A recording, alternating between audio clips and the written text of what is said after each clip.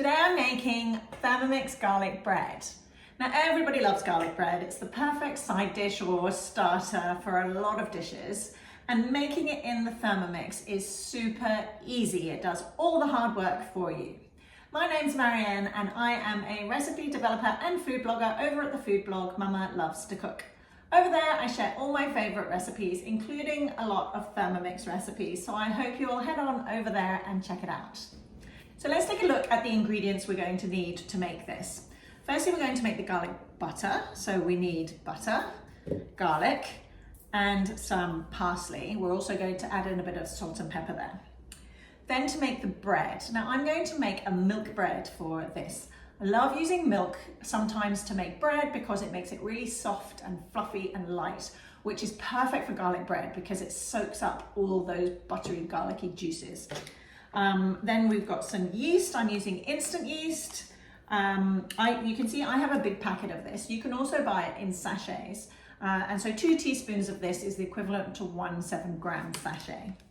I'm just using some plain flour. You could also use bread flour, a little bit of sugar, some olive oil, and some salt and pepper. And that's it. Okay, let's make garlic bread. So the first step is to make the dough. So we're going to start by weighing in the milk, 330 grams, and then 2 teaspoons of the yeast. Now remember, if you're using a sachet, then you just need to empty in the sachet. It's going to be the equivalent of about 2 teaspoons anyway. And then we're going to add 10 grams of sugar.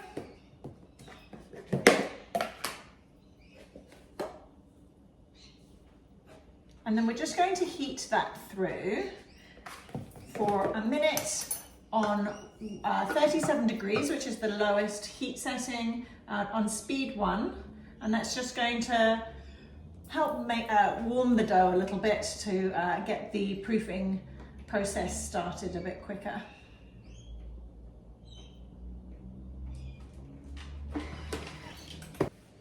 Now we just need to weigh in the flour, the olive oil, and the salt. So we're going for 450 grams of flour,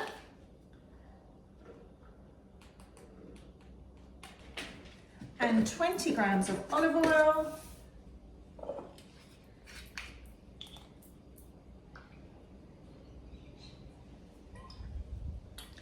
and around a teaspoon of salt.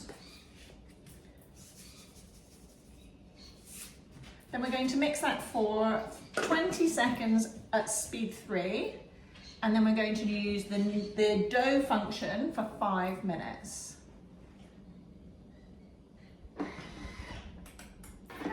And then the dough function for 5 minutes. Now remember, when you're using the dough function, that it can cause the Thermomix to get unbalanced sometimes, depending on the positioning of the dough inside the bowl. So if your Thermomix, like mine, is quite close to the edge, do not leave it unattended. It could walk itself off the bench, which would be a very expensive mistake to make. So don't leave it unattended, stay close by while you're using the knead function. So that's the dough made. We're now going to take it out of the Thermomix bowl and place it in a lightly oiled bowl to prove. I just use a olive oil spray to lightly oil this. You can also just put a drop of olive oil in the bottom and use a kitchen towel to wipe it around, whatever works best for you. And then we're going to cover it with a clean, damp cloth and set it aside. Now let's take a look at this dough. There it is. Now I'm just going to warn you, this dough is very sticky. It's not like a normal pizza dough. I've taken off all my jewelry because I don't want it sticking to it. It's much stickier. Look at that. It's much stickier than a pizza dough. You can see how it's sticking here. But don't worry, it's going to make it really lovely and light and fluffy and beautiful bread. So I'm going to pull all of this out of the Thermomix bowl. I'm going to pop it in here, cover it with a damp cloth, and I'm going to keep it in the warmest place I can find in my house. And it's going to take probably around an hour or an hour and a half. You want it to double in size. Here is how it looks now. We'll take a look at how it looks after it's proofed. Okay, so let's make the garlic butter. I have peeled my cloves of garlic. You can see my cloves of garlic are quite large. I know they come in different sizes, so I'm using 3 cloves, but you want it to come to around about 15 grams. Obviously, that's kind of going to depend on whether you, how strong you like your garlic butter to be, but I'm using around 15 grams today. I also have a handful of parsley leaves, just like a small handful there. So we're going to pop the garlic and the parsley into the Thermomix bowl, and we're just going to chop it for 3 seconds on speed 7.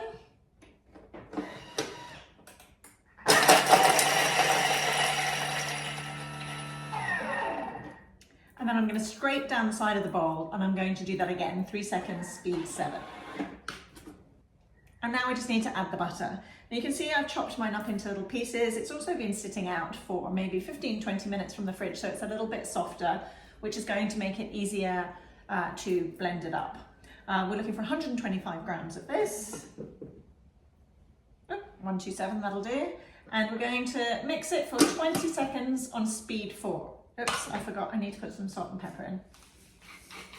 Salt and some pepper.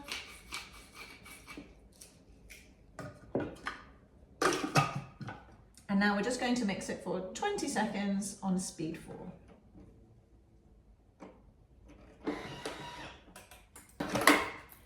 There we go, that's the garlic butter all made. Now I'm just going to transfer this into a bowl, and I'm going to set it aside for when we're ready to assemble the garlic bread. Don't put it in the fridge because you need it to be nice and soft so that you can spread it out on the bread later. So here's my dough that's been proofing. It's been proofing for about an hour. Now, if you can remember how it looked before, it was a small piece of dough in the bottom of the bowl. Now take a look at this. It has completely risen, and it is just pillowy and soft and stretchy. And you can see it's not so sticky anymore. It is just this beautiful, pillowy, soft dough. So I'm just going to knock that air out of that. I'm going to cover my work surface with some flour. And I'm going to pop the dough onto the work surface. And I'm just going to shape it into a rough triangle shape.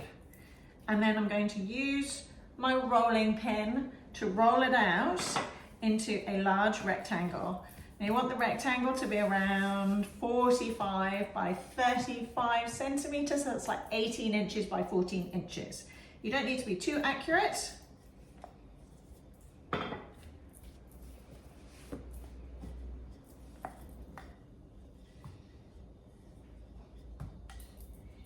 Okay, so that's my dough rolled out. You can see it's a really nice big rectangle, nice and even. Now we are going to spread the garlic butter over the dough.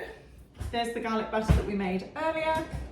I'm just going to take a knife, and we're just going to spread it all over the dough. Now we're going to use almost all of it. We're just going to save maybe a tablespoonful behind at the end, to leave behind at the end, which we're going to use to brush over the top of the bread, the garlic bread, once it's finished baking.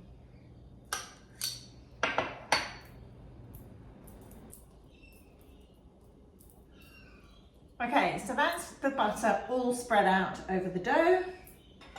Now we're going to roll it up like a Swiss roll. So starting from the long edge towards you, just going to roll it up and just keep rolling like that until the whole thing is rolled up into a large, long sausage. Okay, now we need to cut it into 18 equal portions. So I'm going to take my knife and I'm going to cut it in half. And then I'm going to cut that one into 3, and then each of those into 3. I'm going to do that with each one, and we're going to end up with 18 pieces. Okay, so now I have 18 portions of the dough filled with butter. And what I'm going to do is I'm going to take each one and I'm going to try and stretch the dough over. Can you see where there's garlic butter there? So I'm taking the bits that don't have garlic butter on and stretching them over the bits that do. I'm trying to get all the garlic butter on the inside, not the outside. And then I'm going to kind of squeeze it to seal it, and then I'm going to roll it into a ball with my hands, and then I just have a little ball like that with the garlic butter on the inside. Don't worry if you can't get all the garlic butter on the inside, there's a bit on the outside, it's all fine, it will all get soaked up in the end anyway. Now we're just going to keep doing that with all the different pieces of dough until they're all done, and then we're going to place them on a baking tray lined with baking paper, and we're going to put them in 6 rows of 3, and they should all be touching each other on the tray. Okay, so now I have all my little rolls on the tray, and they're all touching each other, and now we're going to do a second proof. Now if you're really pushed for time, you can skip this step, but I do think it helps make those rolls even more fluffy and light. So I'm going to do this. You can either cover them with a dry tea towel and put them back in your warm place, or what I like to do is to put them in a cool oven with a pot of boiling water at the bottom of the oven. This kind of creates a bit of a steamy, warm atmosphere, which is great. We're going to proof them for another 30 minutes, and then we're going to be ready to bake it. Right, so the bread has done its second proof. You can see how they have risen a little bit. They've all squeezed in together. Now I'm just going to preheat my oven to 180 degrees centigrade, which is 350 Fahrenheit. That is a fan forced oven. And I'm going to pop these into the oven once it's hot for 20 minutes, and then we will take a look and see what our garlic bread looks like. So here is the bread fresh out of the oven. It's beautiful golden brown. My kitchen smells amazing.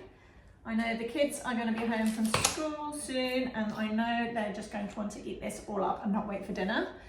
Okay, so then we're just going, last step is the leftover garlic butter, and I'm just going to use a brush to brush over the butter on the rolls. It's just going to give it that extra garlicky kick, and also just make them look nice and glossy and irresistible to everybody. Once I have finished doing that, I'm just going to sprinkle a little bit of sea salt over the top, salt flakes. This really helps bring out the flavour of the garlic. And then I am going to transfer them onto this cooling rack to cool, or serve them nice and warm. People can just pull the bread apart themselves, or you can pull it apart and serve it as little rolls. It's super delicious. I hope you're going to try it. Now, if you have any questions, you can come and connect with me on social media, on Facebook and Instagram. And I also run a Facebook group for sharing Thermomix tips and recipes. I'll pop the link down below. It's a super friendly community, so I'd love to see you there. I hope you'll head over to mamalovetocook.com and check out all my recipes. And in the meantime, I hope you're going to try this, and I'll see you in the next video.